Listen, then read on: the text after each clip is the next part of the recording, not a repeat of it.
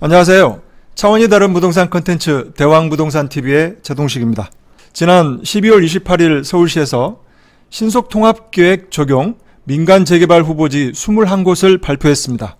이 서울시 25개 자치구 중에서 21개 구 21곳인데요. 이 강력한 투기 방지 대책도 동시에 가동한다고 합니다. 그럼 지금부터 서울시 보도자료 내용 위주로 자세히 살펴보고 향후 시장 전망까지 말씀드리겠습니다. 시작하기 전에 구독과 좋아요, 알림 설정 꾹 눌러주세요.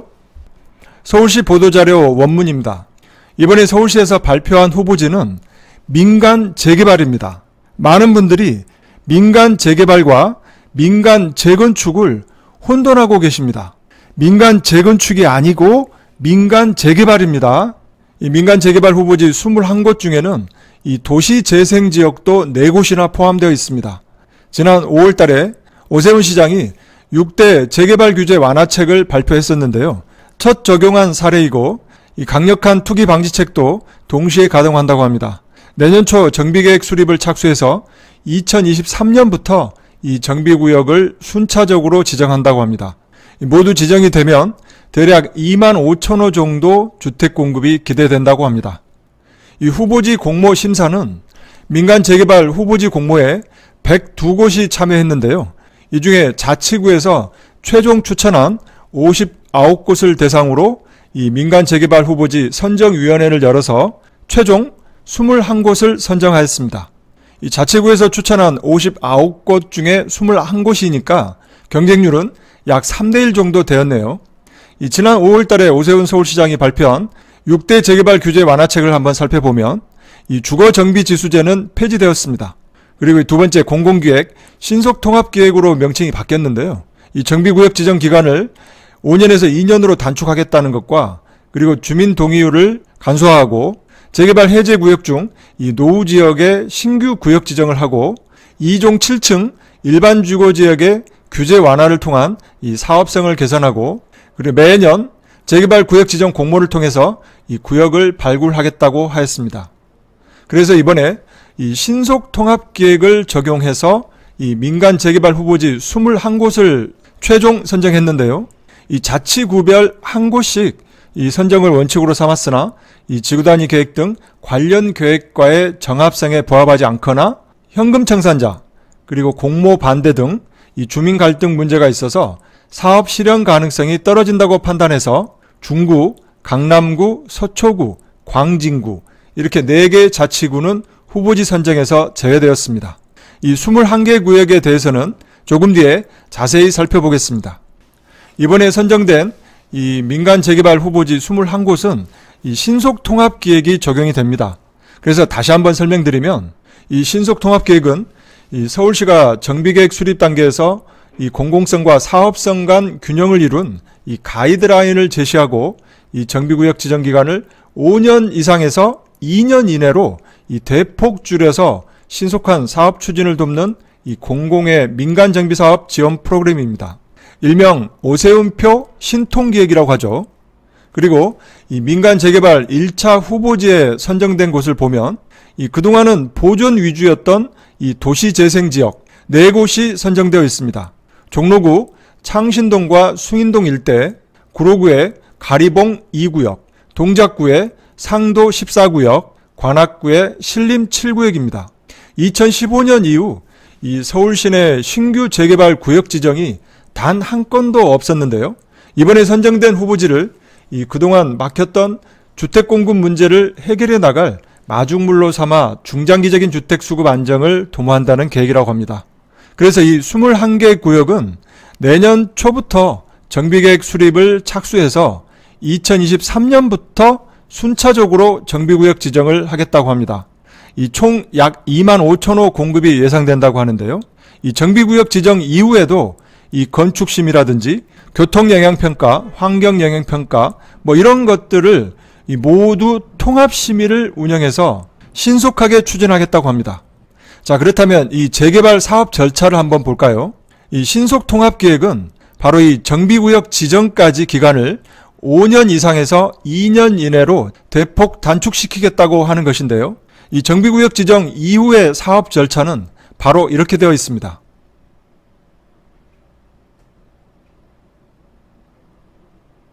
엄청 많죠? 이 추진위원회 승인, 조합 설립인가, 시공자 선정, 각종 심의 영향평가, 사업시행계획인가, 분양신청, 종전자산평가, 관리처분계획인가, 이주 철거 착공, 그리고 준공인가와 입주, 이전고시, 이 단계까지 가야 모두 끝났다고 볼 수 있겠습니다. 이 이후에도 조합 해산 절차가 있는데요. 이 통상 정비구역 지정부터 이 준공인가, 여기까지의 이 기간은 약 12년에서 15년 정도가 걸리는데요. 이 정비구역 지정을 받았다고 하면 사람으로 치면 걸음마 단계라고 볼 수 있겠습니다. 이번에 이 후보지 선정 평가 방법은 이렇게 했다고 합니다.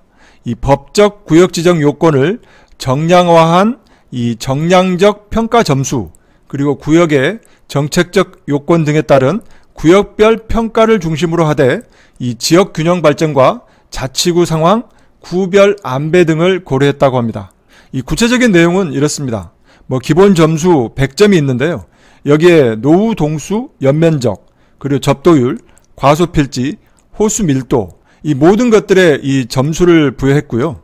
이 제외 대상은 이 공공재개발, 그리고 이사대책 후보지는 제외되었고요.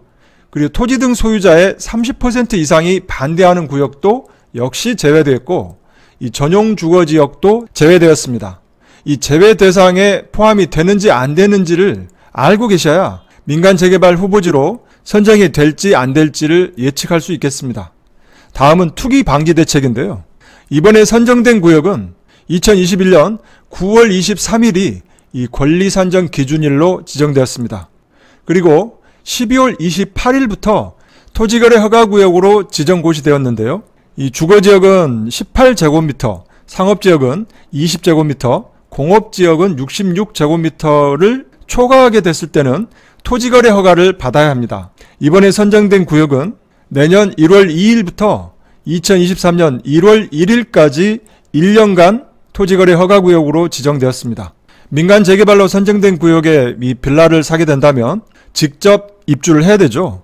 이 노후화되고 슬럼화돼서 상당히 주거환경이 열악할 텐데요. 반면에 대지 지분이 18제곱미터 이하인 경우에는 이 토지거래 허가를 받지 않아도 되기 때문에 초강세가 예상이 됩니다.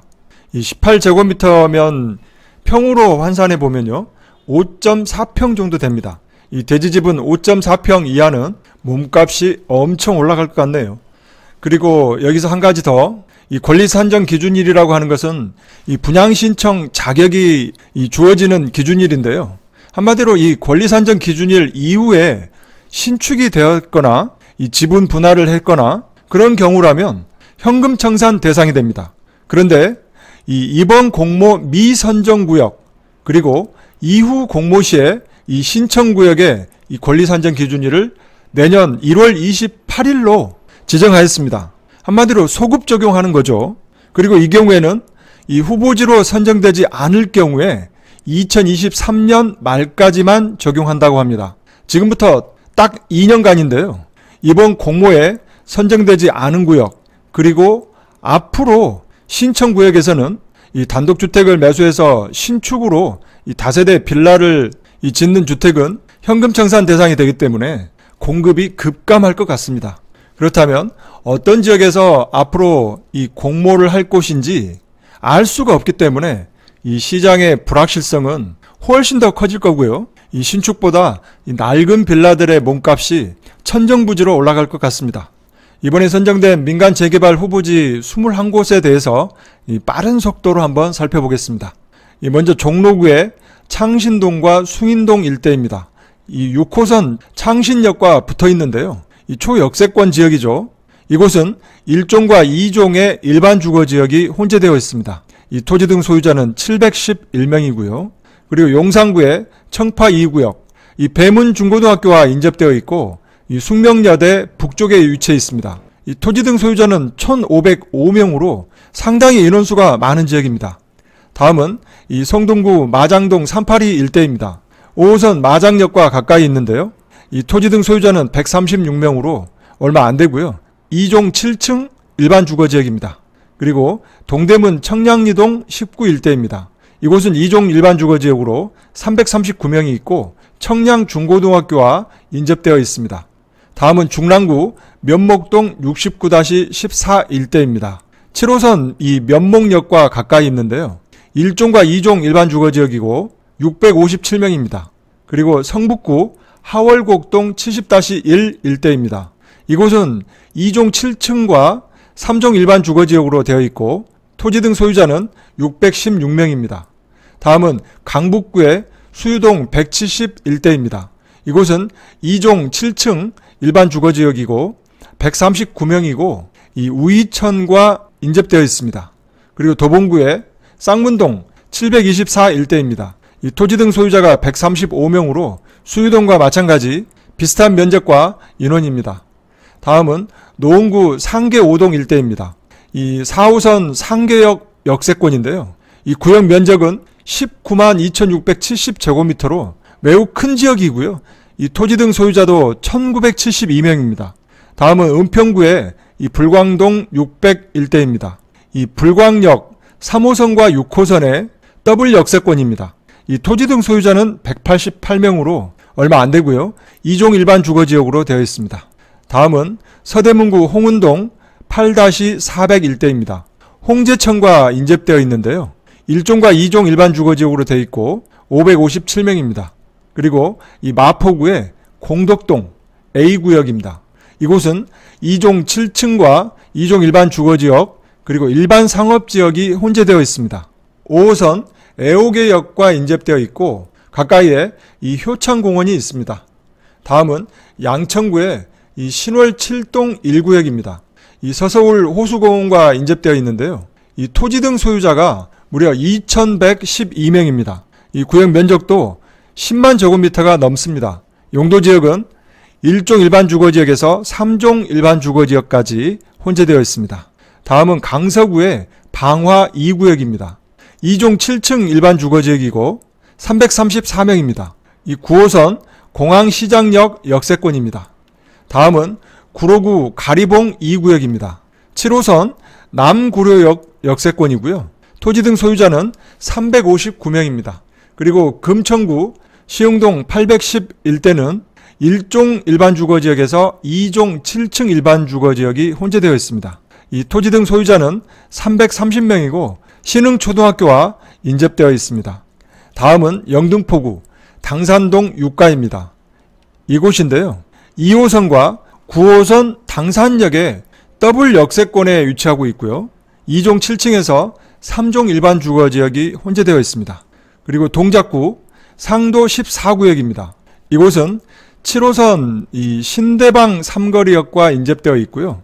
2종 7층 일반 주거지역이고 780명입니다. 다음은 관악구 신림 7구역입니다. 1종과 2종 7층 일반 주거지역이 혼재되어 있고 난양초등학교와 정문학교 옆입니다. 이 토지 등 소유자는 756명이고요. 송파구는 마천 5구역입니다. 이 5호선 마천역과 가까이에 있고요. 1종에서 3종 일반 주거지역이 혼재되어 있습니다. 그리고 토지 등 소유자는 1108명입니다. 마지막으로 강동구 천호 A1-2구역입니다. 5호선과 8호선의 이 천호역과 가까이에 인접되어 있습니다. 이 3종 일반 주거지역이고요. 토지 등 소유자는 247명입니다. 상당히 좋은 위치에 있네요. 이 21곳 전체를 한번 살펴보겠습니다. 여기에서 여러분들이 중요하게 살펴볼 내용은 이 조합원당 평균 대지 지분.